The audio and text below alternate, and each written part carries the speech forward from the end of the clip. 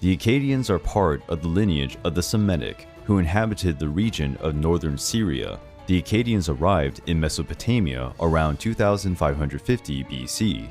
They were probably looking for fertile land to settle. Right at the beginning of their expansion, the Akkadians and Sumerians had some quarrels, followed by a period of peace, which was very fruitful for the Akkadians. They kept their trade alive and an exchange of cultural linguistic relations with the Sumerians, adopting and adapting the style of cuneiform writing. But, unlike the Sumerians, who valued the development of the arts and sciences, the Akkadians were bellicose people and held war in great esteem. The Akkadians were also polytheistic.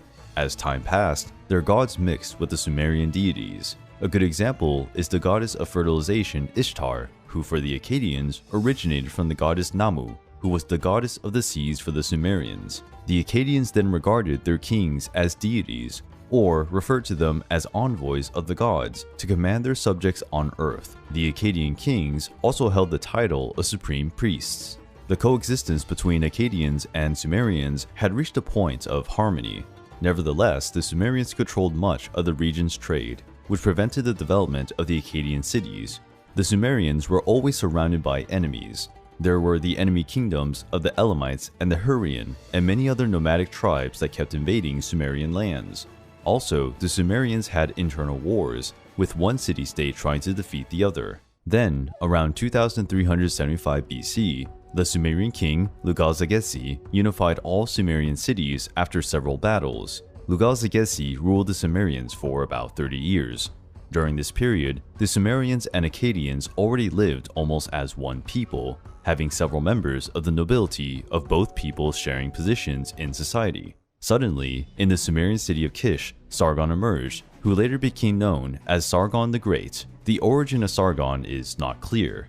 The text written in clay at the time is incomplete, and it's also not clear how he managed to ascend to the throne. On the clay plate, the following was written: in Akkadian, Sargon, whose father was a gardener, the cupbearer of Ur-Zababa, became king, the king of Akkadian, who built Akkad. He ruled for 56 years. After taking power over the city of Kish, Sargon declared war against the Sumerian king Lugal-Zaggisi and attacked the city of Uruk, which was conquered after a fierce battle. Lugal-Zaggisi was captured during the battle, and Sargon, as a sign of his superiority and disdain for the enemies, he put a collar around the neck of the defeated king and dragged him to the gates of his city.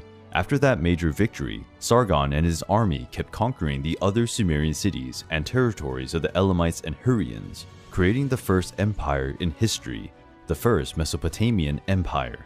Sargon's fame was so vast that he started to be called sovereign of the four corners of the earth, and his empire spread from Syria to the Persian Gulf and even reached the Mediterranean Sea. Sargon was so powerful and influential that he's even mentioned in Babylonian texts. Exalting his deeds, the Babylonians wrote, "Sargon had no rival, no equal. His splendor spread upon the lands." At the same time of Sargon's grandiose achievements, war was a frequent reality for the peoples of Mesopotamia, which generated efforts to improve the military equipment used by the Akkadian soldiers.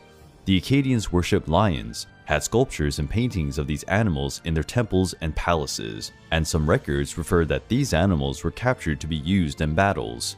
Sargon died around 2215 BC at about 85 years of age, a very impressive age for the time. Soon after his death, many uprisings took place throughout the empire, and Sargon's offspring failed to maintain power for long. Little by little, the Akkadians were subjugated by the Goths, a tribe of nomads from the Zagros Mountains at the top of the Tigris River. After 2 centuries of existence, the first great empire in history collapsed. Sargon the Great was a powerful figure and inspired the kings of the Middle East for many generations to come.